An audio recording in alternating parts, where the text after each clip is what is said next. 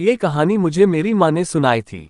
मेरी माँ एक छोटे से शहर से संबंध रखती है और ऐसा माना जाता है कि उस गांव में कुछ बुरी शक्तियां भी वास करती हैं। ऐसी ही एक बुरी आत्मा से सामना हुआ मेरे नाना जी का।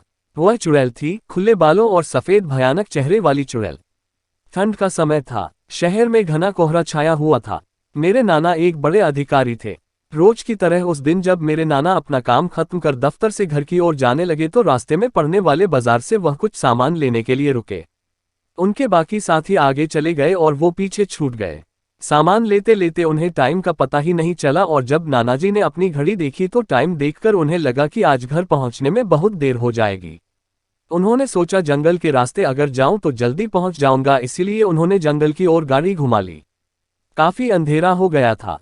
नानाजी तेज गति के साथ गाड़ी चला रहे थे लेकिन उनकी गाड़ी के आगे एक औरत आ गई। उन्हें झटके से ब्रेक मारनी पड़ी। जो औरत गाड़ी के सामने आई थी वह तेज तेज रो रही थी। नानाजी को लगा कि वह जरूर किसी मजदूर की पत्नी होगी जो रास्ता भटक गई है। रास्ता सुनसान था, इसीलिए उन्होंने सोचा कि इस महिला की मदद की जाए। उन्होंने उस औरत से पूछा कि वह यहाँ अकेले क्या कर रही है। उसने कोई जवाब नहीं दिया और जोर जोर से रोने लगी। ऐसा लग रहा था मानो सारा जंगल उसकी आवाज से गूंज रहा हो। नानाजी ने पूछा कि उसका घर कहाँ है, तो भी वह कुछ ना बोली। नानाजी ने उसे बोला कि तुम मेरे साथ मेरे घर चलो, सुबह तुम्हें तुम्हारे घर छोड़ दूंगा। वह नानाजी के साथ चलने के लिए तैयार हो गई और गाड़ी के पीछे वाली सीट पर बैठ गई।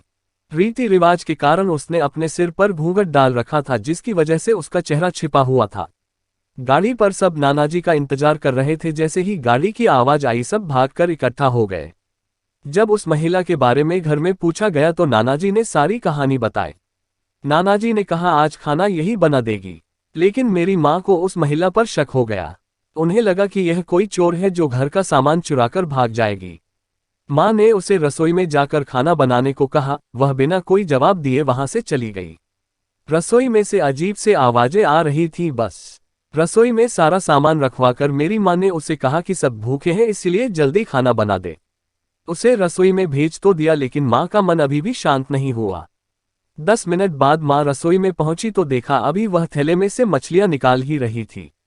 यह देखकर माँ को गुस्सा आ गया। उन्होंने उसे बोला कि अभी तक तुमने खाना बनाना शुरू नहीं किया, कब बनेगा और कब हम खाएंगे। उस महिला का चेहरा अभी भी ढका हुआ था, इसीलिए किसी ने उसका चेहरा नहीं देखा था। माँ उसका चेहरा देखने की कोशिश करती रही लेकिन उन्हें उसकी झलक भी दिखाई नहीं दी। माँ ने कहा कोई जरूरत हो तो बुला लेना, लेकिन फिर भी वह कुछ नहीं बोली। उन्हें लगा कि शायद अनजान लोगों से डर रही होगी। माँ रसोई से चली गई लेकिन जब 10 मिनट बाद वह फिर वापस आई तो रसोई का दृश्य देखकर माँ डर गई। उनके पैर जैसे वहीं जम गए। उनके गले की आवाज नहीं निकल रही थी। उन्होंने देखा वह औरत रसोई के स्लेब पर बैठकर कच्ची मछलियां खा रही है। सारी रसोई में हड्डियां और मांस के टुकड़े बिखरे पड़े हैं। उसके सिर का घूंघट भी उतरा हुआ था। उसका चेहरा बेहद खौफनाक था। बाल बहुत बड़े और नाखून एकदम काले। वह मछलियां खाने में मगन थी, इसलिए उसका ध्यान मां पर नहीं गया। मां भी चिल्लाई नहीं कि कहीं वह और ज्यादा खतरनाक न हो जाए। मां ने एक थाल उठाया और वह चूल्हे में से जलता हुआ कोयला उठाकर उसकी तरफ दौड़ी। कोयला उस चुड़ैल पर फेंक दिया। आग की जलन की वजह से वह डायन तेज तेज आवाजें निकालने लगी। उसकी आवाज सुनकर सारा घर इकट्ठा हो गया। उसे आग दिखाकर घर से बाहर निकाला गया। उसकी आवाज इतनी तेज थी कि आसपास के लोगों का भी बाहर जमावड़ा लग गया।